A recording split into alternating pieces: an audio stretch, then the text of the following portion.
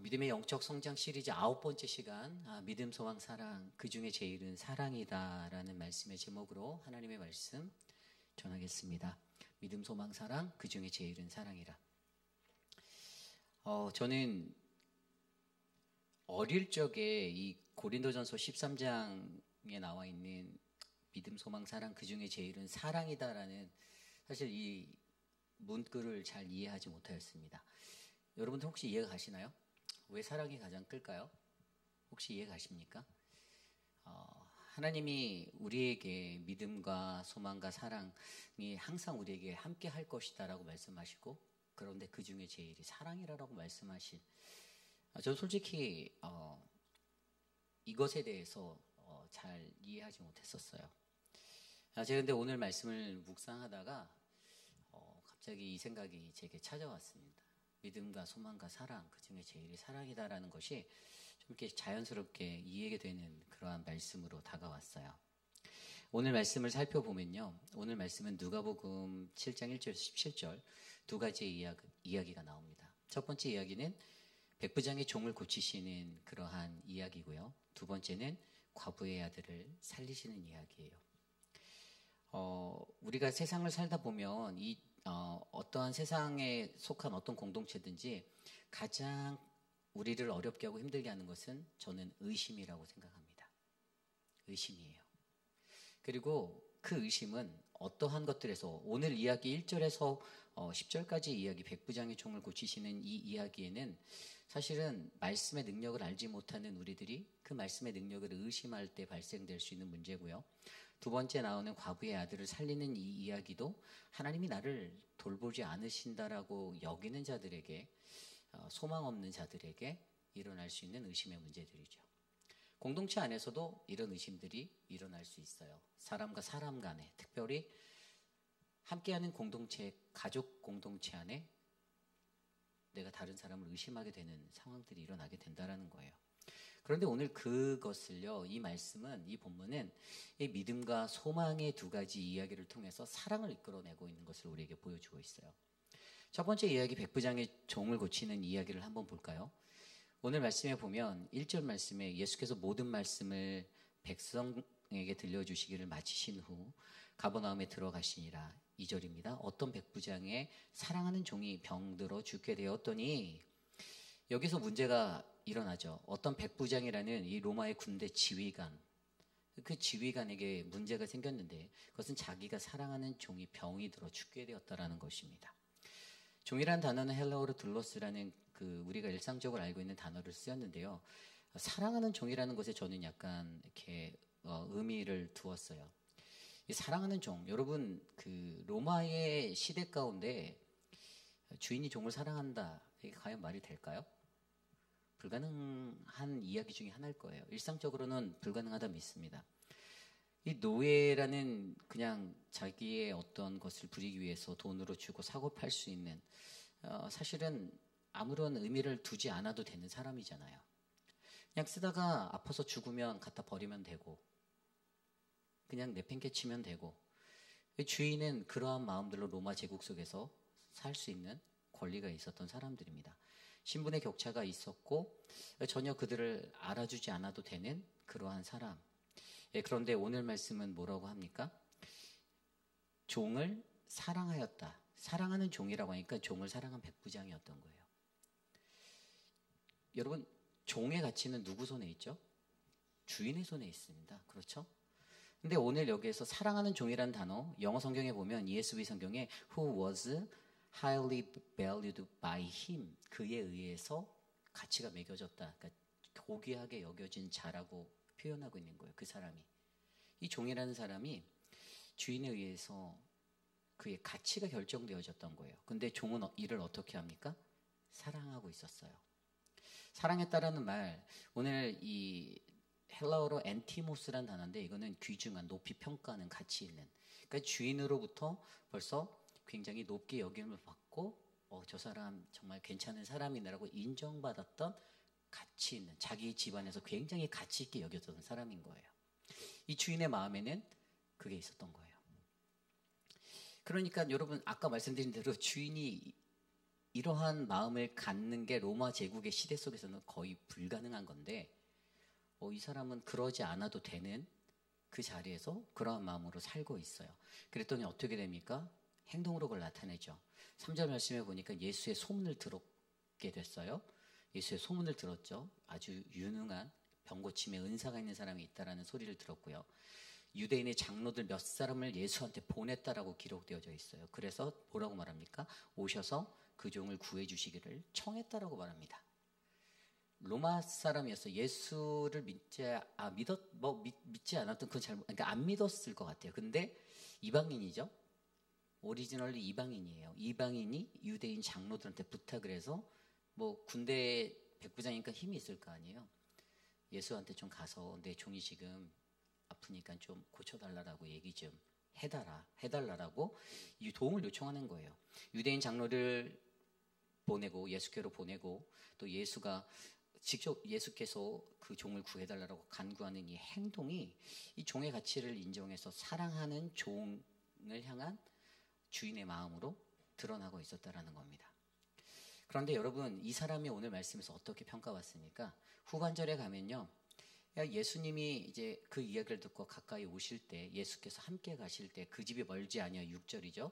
백부장이 벗들을 다시 보내서 말합니다. 뭐라고 말하죠? 주여 수고하지 마옵소서. 내 집에 들어오심을 나는 감당하지 못하겠습니다 라고 말합니다. 그리고 7절에도 그러므로 내가 죽게 나아가기도 감당 못하겠습니다. 굉장히 주님을 경외하는 거예요. 경외하고 있어요. 두려워하고 경외하고 있어요. 그래서 근데 이 사람이 굉장히 놀랍게 말하는 게 7절 후반부에 보면 내가 감당 못하겠는데 주님, 내가 한 가지 확신하는 것이 있는데 말씀만 하시면 내 하인이 나을 수 있음을 내가 믿습니다라고 말하는 거예요. 여기서 이 백부장이 믿었던 것이 뭡니까? 바로 말씀의 능력을 믿었어요. 주님이 말씀하시면 히브리어 다바르의 말씀이 이루어질 거다라는 그것을 믿었습니다. 그 사람에 대해서 자신의 종에 대해서 설명할 때 뭐라고 했냐면 앞서 5절에서 우리 민족을 사랑하고 그가 우리 민족을 사랑하고 우리를 위해 회당을 지었습니다. 회당을 지었다는 게 뭐 건축업을 했다는 게 아니라 제가 볼 때 노역을 했을 것 같아요. 벽돌 나르고 뭐 이랬을 것 같아요. 종이었으니까요. 그러한 주인은 그의 모습을 지켜보면서 굉장히 소중히 여기고 가치 있는 존재로 여겼다라는 것이에요. 그리고 그것에 대해서 예수님께서 그를 평가하신 것이 나중에 뒤에 나오죠. 예수께서 9절에 들으시고 그를 놀랍게 여겨 돌이키사 다른 무리에게 이르시되 내가 너희에게 이르노니 이스라엘 중에서도 이만한 믿음은 만나보지 못하였노라. 아멘. 믿음에 관해서 이야기하고 있어요. 믿음. 백부장이 가졌던 믿음을 얘기합니다. 이스라엘 중에서 이만한 믿음을 만나지 못했다라고 얘기하는 거. 당대의 최고로 여겼던 거예요. 그 시대적으로 지금 이스라엘에 관련된 모든 곳에서는 지금 이 백부장만한 믿음을 가진 사람이 없다. 그래서 10절에 보니까 우리가 결론을 너무 잘 알듯이 보내었던 사람들이 집으로 돌아가 보매 종이 이미 나아 있었다라고 그렇게 기록되어져 있죠. 믿음에 관한 이야기가 나옵니다. 그런데 이 믿음이 어디서 나왔습니까? 사랑에서 나왔어요. 종을 사랑한 백부장이었어요. 종의 가치를 고귀하게 여겼던 그 사람.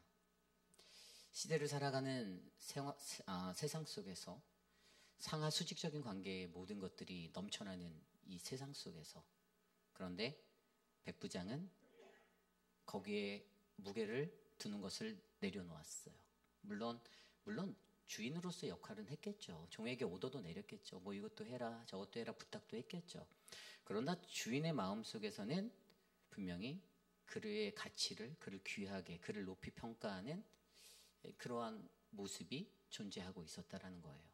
그래서 그 사랑의 마음으로 그가 그 사랑하는 마음으로 어떻게 합니까? 하나님의 말씀을 믿어서 그에게 믿음으로 다가가고 구하였더니 그가 회복되었습니다. 믿음을 이루는 그 베이스에 우리는 오늘 사랑이라는 것이 깔려있는 것을 발견할 수 있는 거예요. 이게 첫 번째 이야기예요. 여러분, 저와 여러분들이 하나님의 말씀의 능력을 믿죠? 믿으십니까? 믿으시죠? 그리고 그 말씀대로 될지어라라고 그 믿음을 드러낼 때 저는 그 말씀의 능력이 선포되는 것들도 저와 여러분들의 사랑 안에서 이러한 것들이 선포되어지기를 부탁드립니다. 어려운 거예요. 믿음이라는 것은 정말 확증된 것이어야 되잖아요. 내가 나로 통해서도 확증돼야 되는 것이에요. 주 예수님 수고하지 마십시오라고 말할 수 있는, 그냥 주님이 말씀만 하시면 다 된다라는 것을 내가 알고 있는데, 그러니까 예수님께서 이 원격 제어로 이걸 고쳐주셨잖아요. 요즘 세상에 뭐 팀뷰어를 쓴 것도 아닌데 어떤 원격을 써서 그냥 가지 않고 말씀으로, 주님의 말씀의 원격 컨트롤로 그냥 그 병이 고침을 받는 거. 그래서 저는 오늘 이 백부장이 가졌던 믿음, 이 사랑에 베이스한 이 믿음, 그의 믿음을 일으킬 수 있었던 사랑의 힘, 저는 오늘 이것을 주목해 보았던 거예요. 그리고 두 번째 이야기를 살펴보면요, 두 번째 이야기는 이 나인성에서 과부의 아들을 살리시는 이야기입니다. 오늘 말씀에서 11절 보면 그 후에 바로 이어진 이야기죠. 예수께서 나인이란 성으로 가실새 제자와 많은 무리가 동행하다니 성문에 가까이 이르실 때 사람들이 한 죽은 자를 메고 나오니 이는 한 어머니의 독자요 그 어머니는 과부라. 그 성에 많은 사람도 그와 함께 나오거늘. 아멘. 말씀에서 우리는 알 수 있듯이 세상의 관점에서는 이미 끝난 장례식의 행렬을 목격한 거예요. 그들에 대해서 인포메이션 전혀 없습니다. 그냥 오늘 성경에서 증거하는 대로 한 죽은 자를 메고 나오는 것, 한 어머니의 독자였다라는 사실, 그러니까 그 어머니는 과부였다라는 정보밖에 없어요. 과부라는 이 이름을 들어도 솔직하게 말해서 하나밖에 없는 독자가 죽어서 이제 세상에 소망이 끊어진 자가 된 거예요.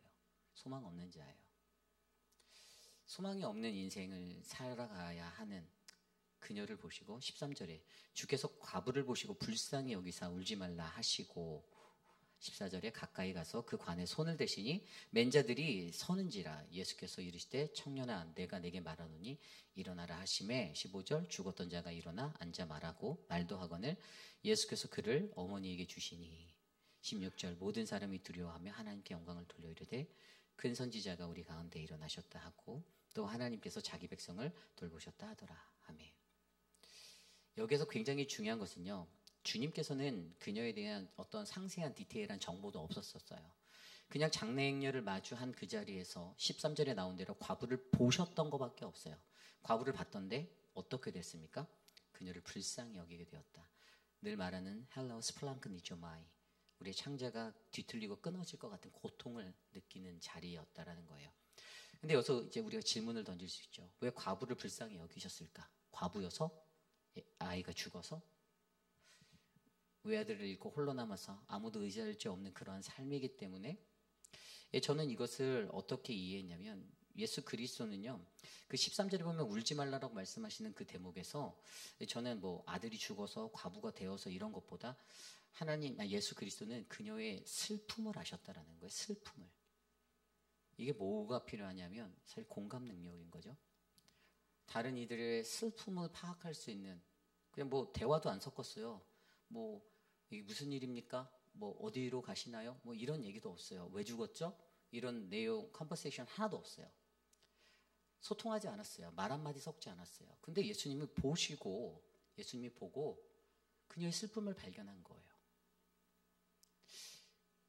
굉장히 은혜가 되는 대목이에요. 사실 저와 여러분들도 이렇게 지나가다 보면은 서로의 얼굴을 보면 서로의 상태를 잘 아시죠? 그렇죠?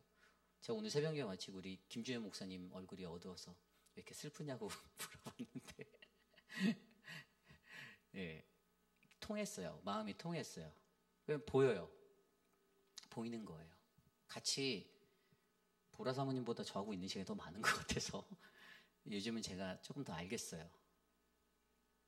오늘 목사님의 얼굴이 왜 이렇게 슬픕니까? 내가 너 왜 슬프니? 라고 물어봤는데 새벽 예배 마치고 제 방에 들어온 준영 목사를 바라보고 아는 거예요.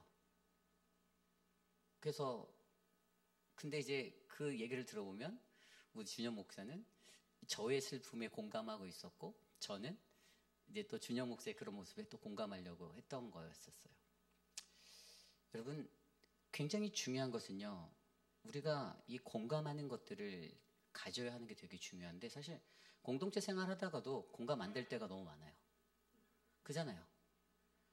지금 뭐 배동근 집사님의 저 웃는 표정을 보면 그냥 다 편해 보이고, 우리 소영 집사님의 웃는 표정을 보면 다 편해 보이고 해도 저분들의 마음에 분명히 드러나지 않는 근심과 걱정과 무언 것들이 있는데, 사실 우리들이 그것들을 쉽게 알아채지 못한다라는 사실이에요. 그런데 여기서 굉장히 중요한 것은 타인의 아픔을 공감할 수 있는, 그래서 예수님께서 과부의 슬픔을 아셨던 그 마음이, 여러분 저는 이게 바로 하나님의 긍휼하심이잖아요.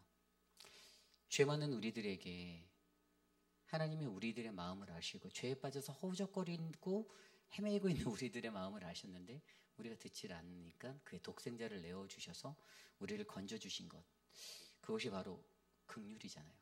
그런데 하나님의 긍휼이 어디에 기인합니까? 로마서 5장 8절 말씀에 보면 우리가 아직 죄인 되었을 때 그리스도께서 우리를 위하여 죽으심으로 하나님께서 우리에 대한 자기의 사랑을 확증하셨느니라. 아멘. 사랑에 기반하고 있어요. 긍휼하심이라는 것, 그것을 갖고 바라보았더니 어떻게 됩니까? 소망이 되었어요. 죽은 아들이 되살아났어요. 소망이 끊어졌던 자에게 다시 한번 아들과 동행할 수 있는 은혜의 길이 이어졌어요. 소망이 되었다라는 거예요.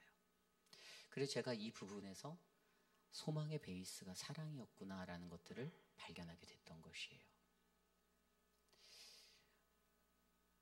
저와 여러분, 우리들의 삶에, 여러분, 우리가 하나님께 받은 그 은혜의 자리에서 우리가 발견하는 것은 저는 긍휼이라고 믿어요. 히브리서 4장 10절 말씀에도 우리가 은혜의 보좌에서 발견하는 것은 하나님의 긍휼이다라고 말하였어요. 긍휼이에요. 주님의 긍휼하심을 발견하는 거예요. 주님이 우리에게 긍휼하신 이유는 그분이 스플랑크 니조마이 해서 긍휼하게 우리를 여기시는 것은 그분이 우리를 사랑하시기 때문이죠. 우리가 사랑하는데 우리가 그렇게 살아내지 못하는 그들을 바라볼 때 힘든 거예요.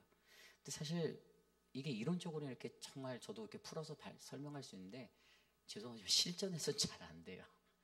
실전이 잘 안 돼요. 사랑해라, 사랑해라, 사랑해라 수만 번도 더 들은 말씀이고 아는데도 안 돼요. 그냥 미워요. 그죠? 그냥 싫어요. 어떻게 도망가 피하고 싶고 좀 마주하기 싫어요.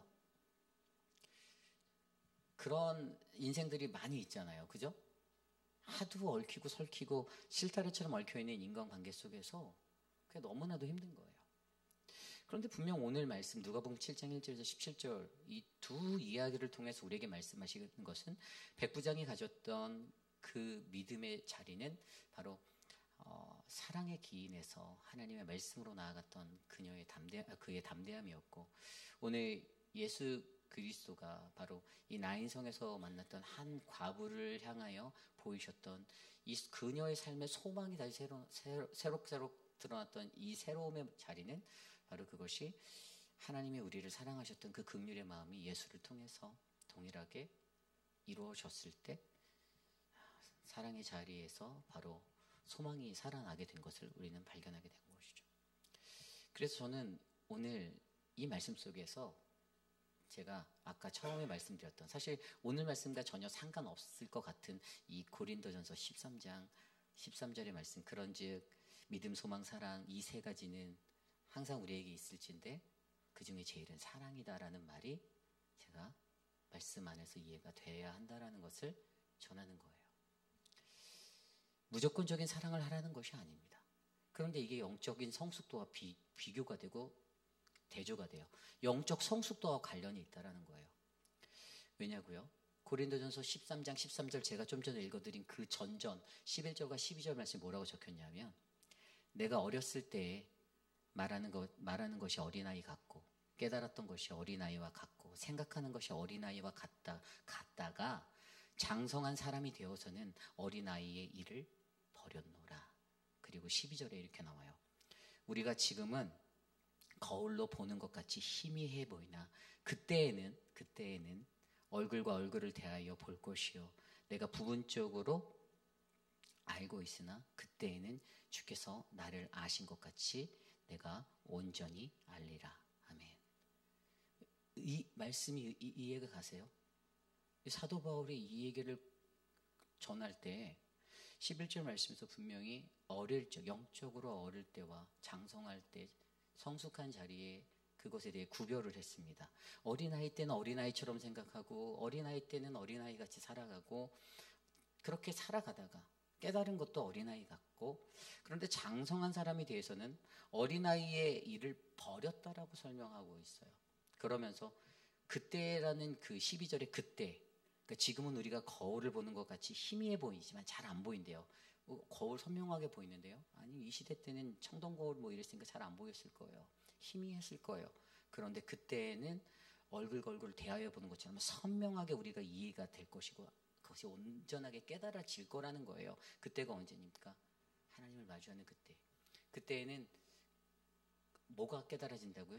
그 뒤에 13절에 나오는 믿음과 소망, 사랑, 그것이 우리에게 항상 있을진데 그 중에 제일이 사랑이구나라는 것을 깨닫게 한다는 거예요. 제가 어렸을 때부터 들었던 이 고린도 전서 말씀에서 이해되지 않았던, 도대체 왜 믿음과 소망 세 가지가 늘 같이 있다는데 왜 그 중에 사랑이 제일 크다라고 말씀하셨을까? 믿음이 더 큰 거 아니야? 소망이 더 큰 거 아닐까?